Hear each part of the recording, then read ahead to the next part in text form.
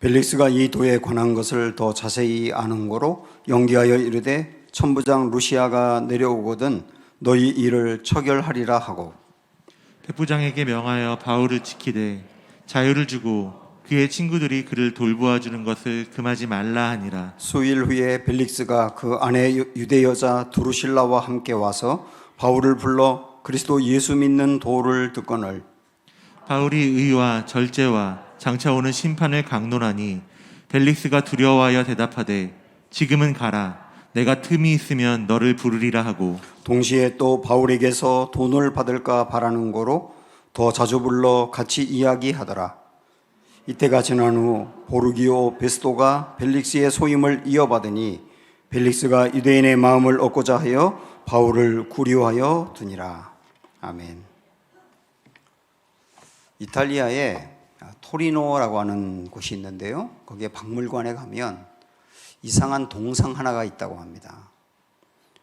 여기 한번 그림을 보시면 이런 동상인데요, 벌거벗은 사람이 보이고 앞에 머리는 숱이 많아요. 그런데 뒷머리는 대머리입니다. 이 어깨에 날개가 큰 게 있고 발끝에도 조그마한 날개가 있습니다. 왼손에는 저울이 들려 있고 오른손에는 칼이 들려 있어요. 요 아주 희한한 동상 밑에 이런 설명이 되어 있습니다. 나의 앞머리가 무성한 이유는 누구나 나를 발견했을 때는 쉽게 붙잡을 수 있도록 하려는 것이고, 여러분 들어보시면서 이게 지금 뭘 얘기하는지 생각을 해보십시오. 앞머리가 무성한 것은 누구나 그걸 붙잡을 수 있는 기회를 주려고 하는 거다. 그리고 뒷머리가 대머리인 것은 지나가고 나면 다시 나를 붙잡지 못한다는 뜻이다. 날개가 큰 것 또 작은 게 있는 것은 최대한 빨리 사라지기 위함이다. 왼손에 저울이 있는 것은 옳고 그름을 정확하게 판단하라는 뜻이고, 오른손에 칼이 들려 있는 것은 칼날로 자르듯이 빠른 결단을 내려야 한다는 뜻이다. 뭘 얘기하는 것 같습니까? 요 글귀 밑에 이렇게 쓰여 있습니다. 나의 이름은 기회입니다. 카이로스라고 하는 말로 표현하고 있어요. 지금까지 저와 여러분의 인생을 가만히 생각을 해보면 굉장히 많은 기회가 있었을 겁니다. 그런데 사실 별것도 아닌 것에 마음을 쓰다가 그 중요한 기회를 날려버린 것도 적지 않을 거예요. 이 동상에서 이야기하는 것처럼 누구에게나 다 기회가 주어지거든요. 그런데 그 기회를 우물쭈물 하다가 놓치기도 했고요. 기회가 떠나가 버리면 다시 오지 않고, 그게 우리의 인생이 아니었는가 싶어요. 그래서 빠른 판단력과 그리고 결단을 가지고 앞으로 기회를 놓치지 말아라, 이렇게 권면을 하는 겁니다. 기회 중에는 우리가 출세할 수 있는 기회도 있고, 굉장히 좋은 사람을 만날 수 있는 기회도 있고, 내 인생이 획기적으로 바뀔 수 있는 기회도 있거든요.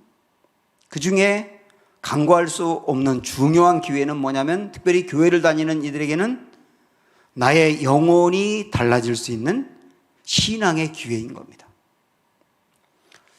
오늘 우리는 그런 중요한 신앙의 기회를 만난 한 사람을 발견할 수 있어요.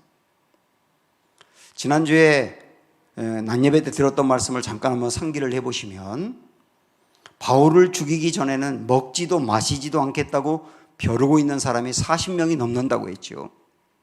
이 사람들이 바울을 암살하려고 했기 때문에 그를 가이사랴라고 하는 곳에 구류해 두었습니다. 사실 하나님이 구류한 것은 그를 보호해 가신 일이죠. 그런데 유대인들이 계속 고발을 했기 때문에 이제 그때 당시에 총독인 벨릭스라고 하는 사람이 바울을 재판하기 위해서 신문을 해야 됩니다. 벨릭스가 바울에게 도대체 당신이 무슨 잘못을 범했기에 사람들이 당신을 죽이려고 혈안이 되어 있느냐, 이렇게 물어봤어요. 그때 바울은 자기를 신문하는 그 벨릭스에게 그리스도의 도에 대해서 가르칩니다. 그리스도의 도라고 하는 말은 쉽게 말씀드리면 성경을 포함한 예수님에 대해서 전도를 했다는 뜻이에요.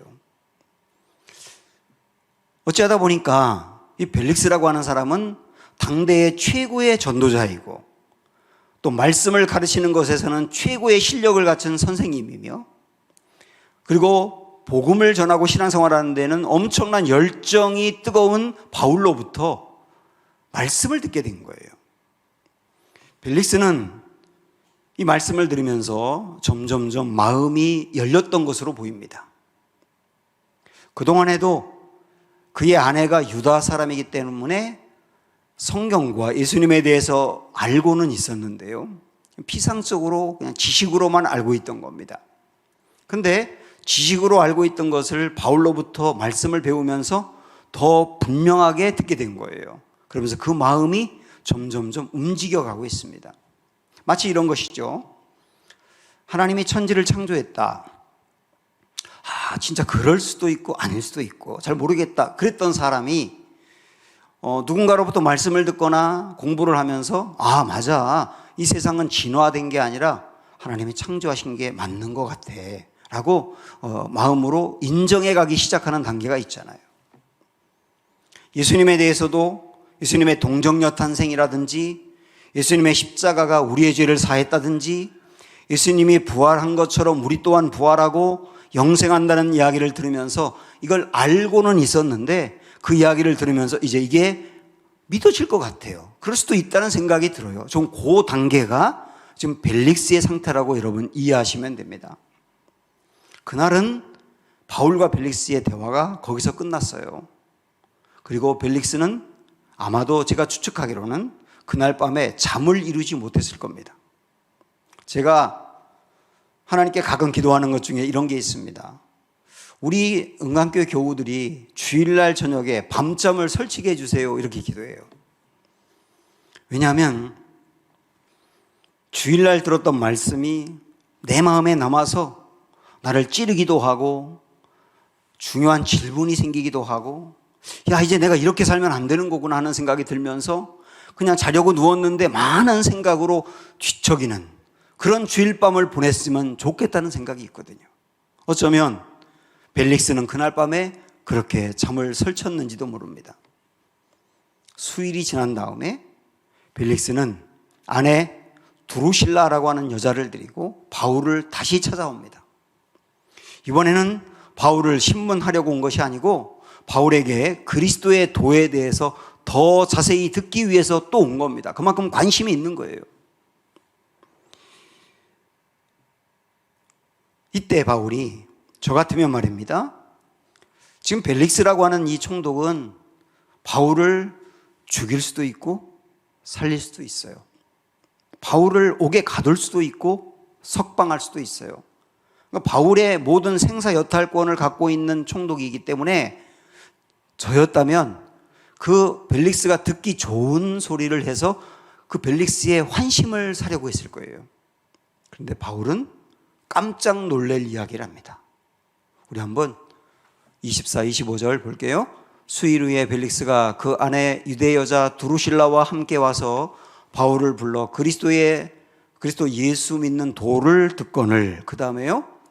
바울이 의와 절제와 장차 오는 심판을 강론했다. 그래서 그 강론을 듣고 난 다음에 벨릭스가 두려워했다고 나옵니다. 자, 바울은 벨릭스에게 듣기 좋은 소리를 한 것이 아니라 들어야 될 소리를 한 거예요. 의와 절제와 심판에 대해서 얘기했다는 거예요.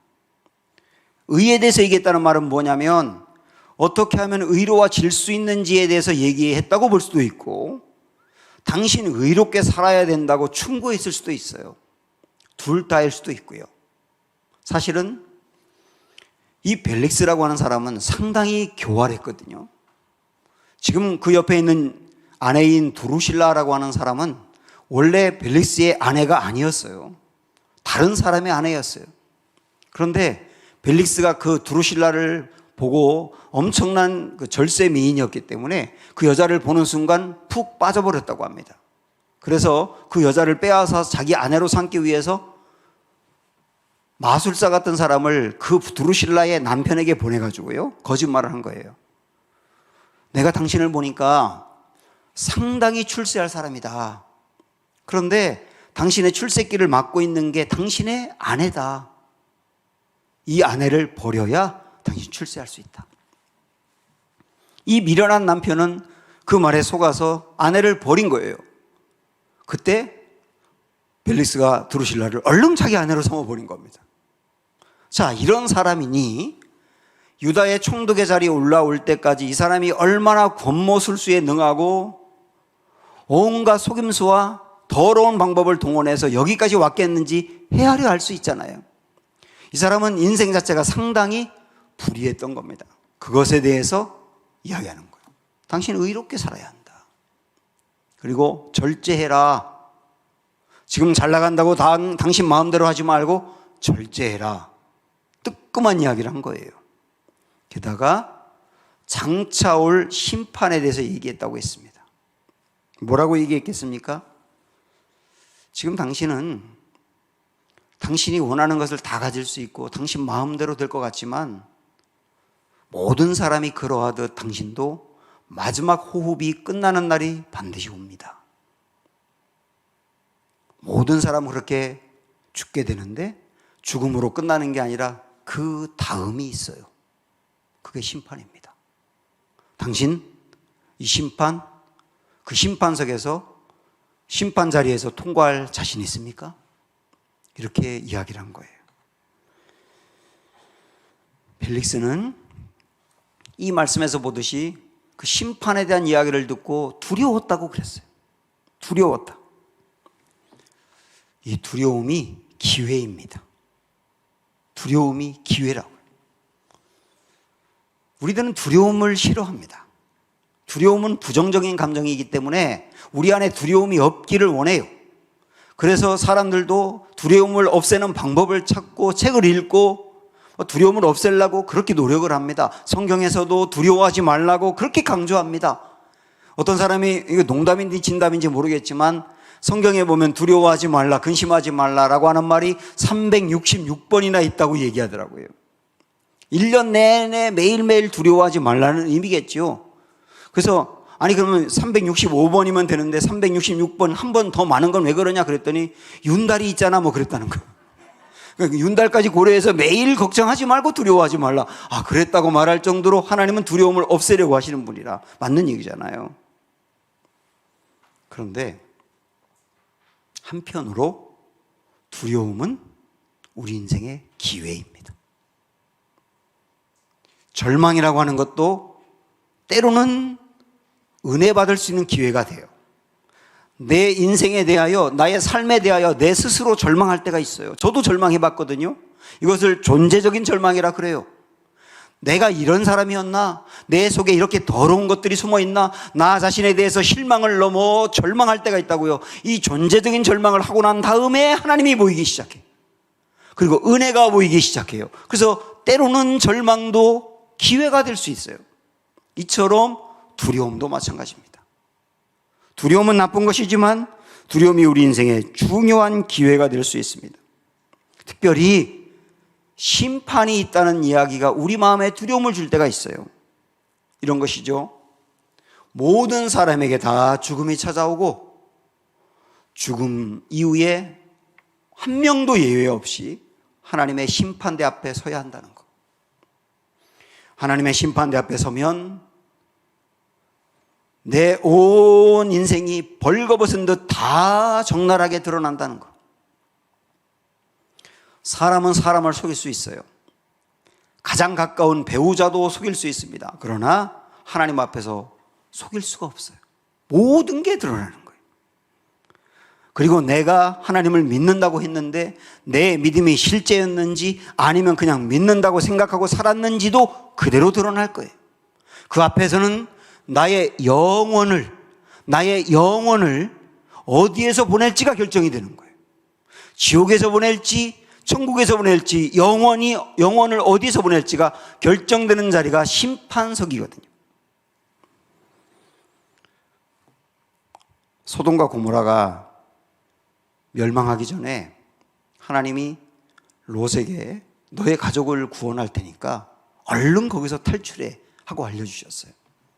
롯이 온 가족을 모아놓고 우리 소돔성이 불로 망할 텐데 우리 빨리 떠나자. 하나님이 우리를 건져주실 거야.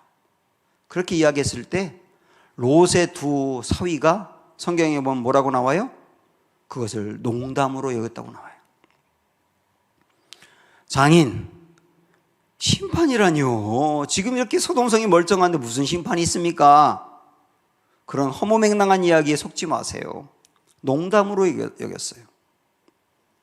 이처럼 마지막 때에 심판이 온다는 것, 우리 모두 하나님의 심판대 앞에 서야 된다는 이야기를 들을 때 농담으로 여기는 분들이 있어요. 그러나 정말 소돔성의 불로 멸망이 왔을 때 농담으로 여겼던 두 사위에게 더 이상 기회가 없었던 것처럼 마지막 때 심판이 있다는 것을 농담으로 여기면 큰일 나는 거예요. 마지막 때 정말로 심판이 있다는 것, 우리가 하나님의 심판대 앞에 서야 된다는 것을 정말 진지하게 받아들일 때 우리 마음에는 두려움이 생길 수밖에 없습니다. 이게 왜 두려움입니까? 지금까지의 그릇된 삶에 대해 두려움이 생기는 거예요. 그래서 이 두려움은 기회가 되는 겁니다. 지금까지 살아왔던 그릇된 삶을 끊어버릴 수 있는 기회가 되고, 내가 성경에 대하여 예수님에 대하여 안다고 생각했는데 아는 것이 아니라 믿어야 되는데요, 믿는지 아는지가 적나라하게 드러나기 때문에 두려운데 이게 정말 주님을 믿을 수 있는 기회가 되기도 하고요. 그래서 두려움은 우리에게 기회가 되는 거예요. 저는 오늘 말씀을 들으면서도 여러분들 심판에 대해서 말씀을 들으며 두려움이 생겼다면 정말 중요한 기회라고 봅니다. 그러면 두려움이 우리 인생의 기회라고 했는데 더 구체적으로 기회가 되는 이유가 무엇인지, 그리고 이 두려움에서 우리가 벗어날 수 있는 길은 무엇인지를 말씀드릴게요. 예수님이 이 땅에 오신 중요한 이유가 뭘까요? 하나님이 예수님을 인간의 몸으로 이 땅에 보내신 가장 중요한 이유가 뭘까요? 예수님이 친히 말씀하셨어요. 요한복음 3장 17절에서 다 같이 보세요. 시작. 하나님이 그 아들을 세상에 보내신 것은 세상을 심판하려 하심이 아니요 그로 말미암아 세상이 구원을 받게 하려 하심이라. 하나님이 아들을 이 땅에 보내신 중요한 이유, 예수님이 이 땅에 인간의 몸으로 오신 이유는 분명합니다. 심판하려 함이 아니라 심판받아야 될 사람을 구원하기 위해서라는 거예요. 우리가 지금 강림절을 보내고 있는데요, 강림절은 예수님을 기다리는데 우리에게 기다려야 될 가장 중요한 포인트는 뭐냐면 우리를 심판하실 주님이 아니라 구원하실 주님을 기다리는 거예요. 예수님이 이렇게 우리를 구원하기 위해서 오신 건 정말로 큰 은혜입니다. 왜냐하면 사실 오늘 심판에 대한 이야기를 드리고 있지만 저나 여러분이나 심판을 잘 모릅니다. 심판을 당해본 적이 없잖아요. 우리는 궁극적인 심판을, 모든 사람이 죽은 다음에 심판을 받는데 우리는 그걸 목격을 못했지 않습니까? 그래서 심판을 정확히 모르기 때문에 심판에 대해서 들어도 농담으로 여기는 거예요. 그러나 분명히 아십시오. 예수님은 이 심판이 얼마나 엄청난 것인지를 알고 계세요. 심판을 받아 지옥에 떨어지는 것이 얼마나 무서운 고통인지를 우리 예수님은 정확히 아세요. 그래서 건지려고 오신 거예요. 지옥 이야기라면 지옥 그런 게 어디 있습니까? 지옥이 있다고 자꾸 이야기하는 것은 목사들이 성도들을 겁박해서 충성하게 하고 헌금하게 하려고 두려움을 주려고 그러는 것이죠라고 생각하는 분이 있을 수 있어요. 지금 과학이 이렇게 발달하고 문화가 발달한 이 시대에 지옥이라니요, 그럼 연박을 주는 사람이 있어요. 그런데 여러분 분명히 아세요. 여러분께서 성경에 하나님이 사랑과 용서의 하나님이라고 하는 것을 믿는다면 심판하시는 공의의 하나님인 것도 믿으셔야 돼요. 둘 다 성경에 나와 있잖아요. 하나님이 우리를 천국으로 인도한다는 것을 정말 믿고 천국을 믿는다면 지옥이 있다는 것도 믿으셔야 돼요.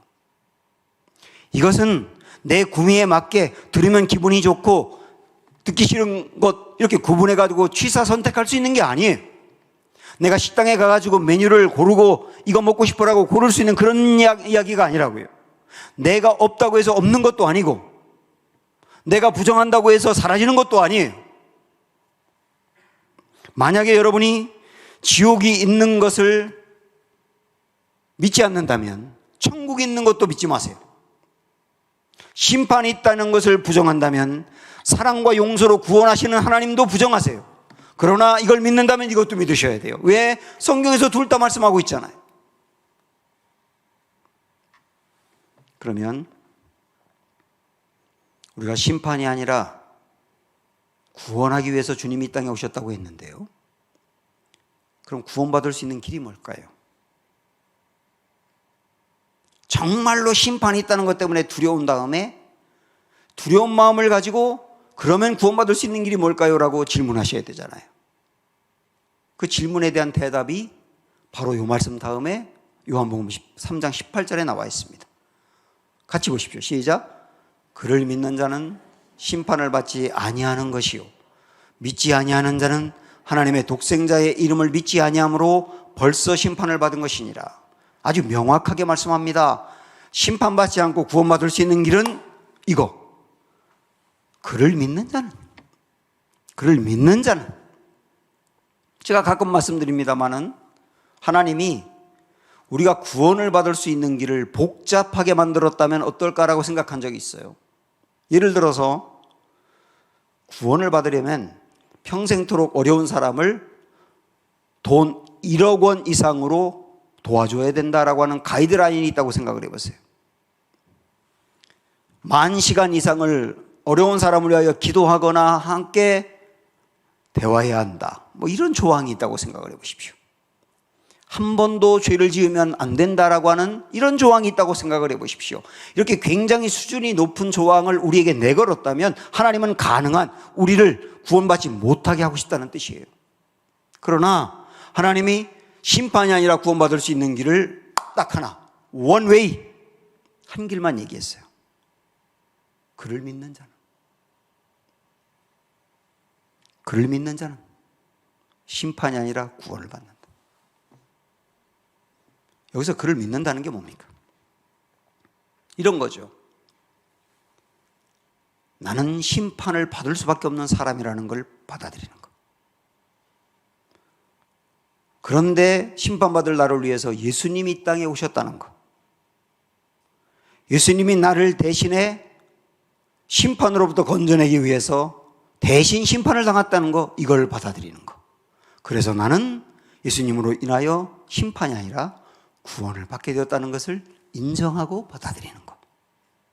이걸 뭐라고 말하냐면 그를 믿는다고 말하는 거예요. 그를 믿기만 하면 모두 구원을 받는다. 이게 주님의 말씀입니다. 우리 예수님은 지옥이 어떤 것인지를 정확히 아시기 때문에 심판받는 게 얼마나 엄청난 절망인지를 정말 아시기 때문에 어떻게 해서든지 지옥에 가는 것만은 막아야 되겠다고 이 땅에 오신 거예요. 어떻게 해서든지 심판받는 것만은 막게 해야 되겠다고 이 땅에 오신 거예요. 그리고 우리를 심판이 아니라 구원을 받게 하기 위해서 그분이 대신 심판받는 그 엄청난 길을 가면서까지 우리를 건져내신 거예요. 이게 예수님이 이 땅에 오신 핵심이고 우리가 구원받을 수 있는 길이에요. 저는 우리 모두가 주님이 말씀하신 이 구원의 길을 다 알기를 원하고 우리 교우들 중에 단 한 명이라도 심판에 가지 않도록 저는 목회하고 싶고 우리 모두가 심판이 아니라 구원받을 수 있는 길로 갈 수 있게 되기를 주님의 이름으로 축원합니다. 벨릭스에게는 심판의 이야기를 들으면서 심판이 아니라 구원의 길로 갈 수 있는 기회가 생긴 거예요. 그의 인생의 결정적인 기회입니다. 지금 오늘 우리에게도 그 기회가 찾아온 분이 있죠. 그런데 정말로 안타깝게도 벨릭스는 그 기회를 차버립니다.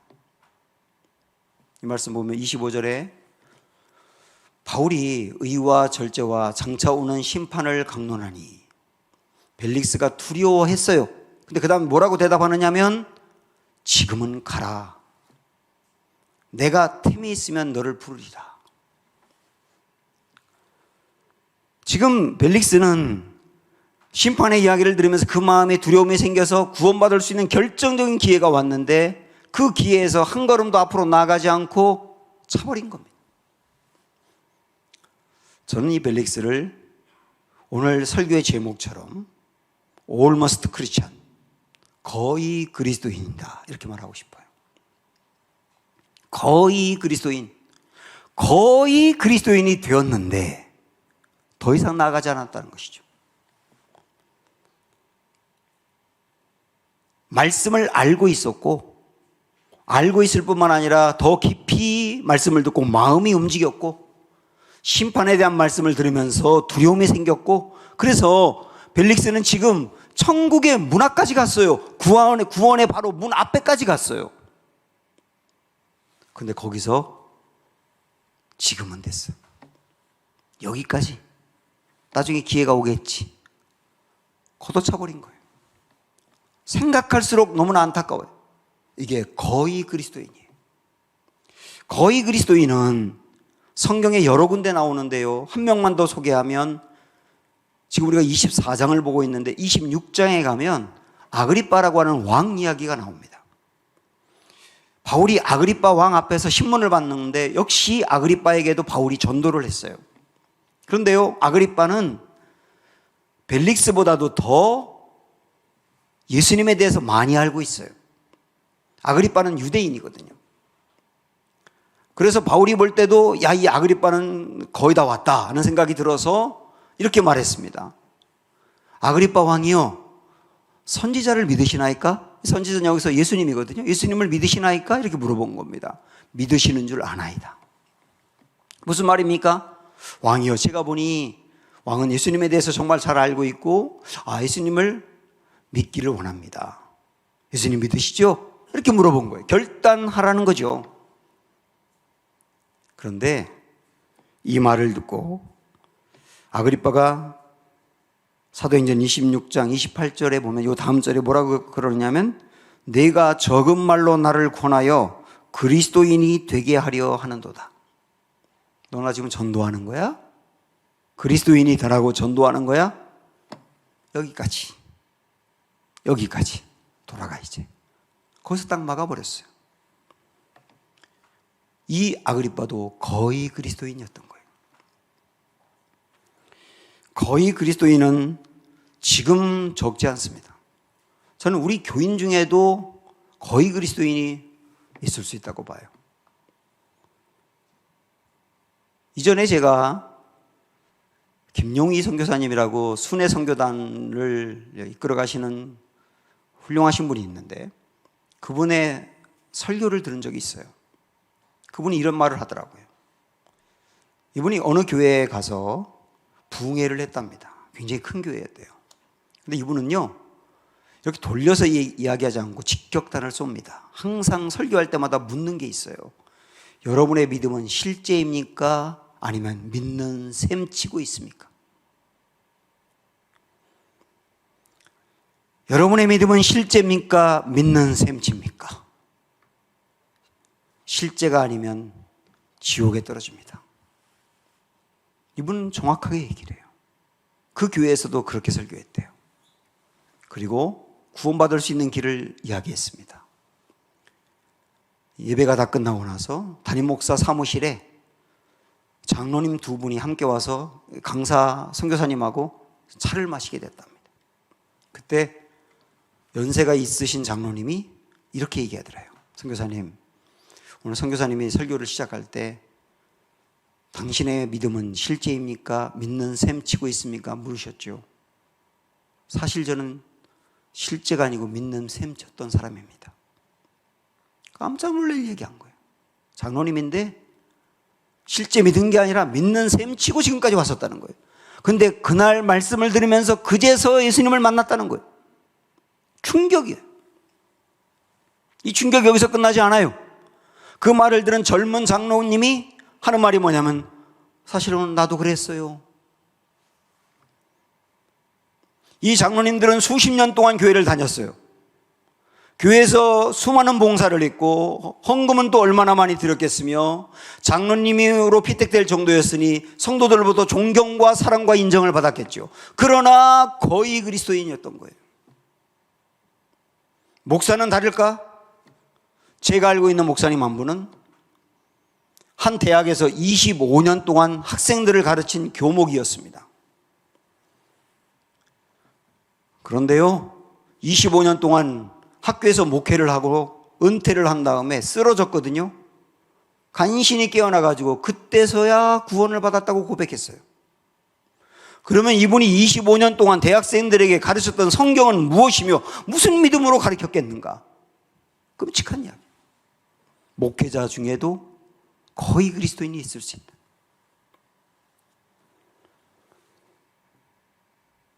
주님은 거의 그리스도인들에게 벨리스를 찾아왔던 것처럼 아그리빠를 찾아왔던 것처럼 오늘 찾아오셔서 손을 내미세요. 한 걸음 더 나아가자. 내 손 잡고 한 걸음 더 나아가자. 여기서 멈추지 말고 나와 함께 생명의 길과 구원의 길과 정말로 인생의 행복의 길로 나아가지 않겠느냐고. 오늘 지금 우리에게도 손을 내미셔요. 이 손 꽉 잡으셔야 돼요.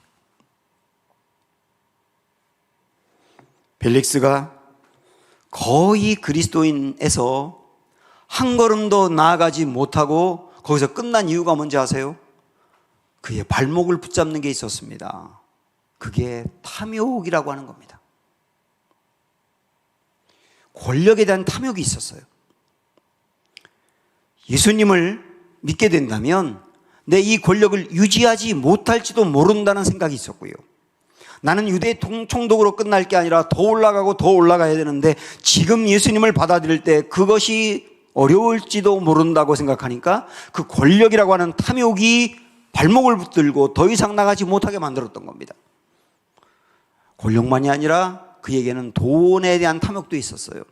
그래서 26절 말씀을 보시면 동시에 또 바울에게서 돈을 받을까 바라는 거로 더 자주 불러 같이 이야기했다. 이렇게 나오지 않습니까?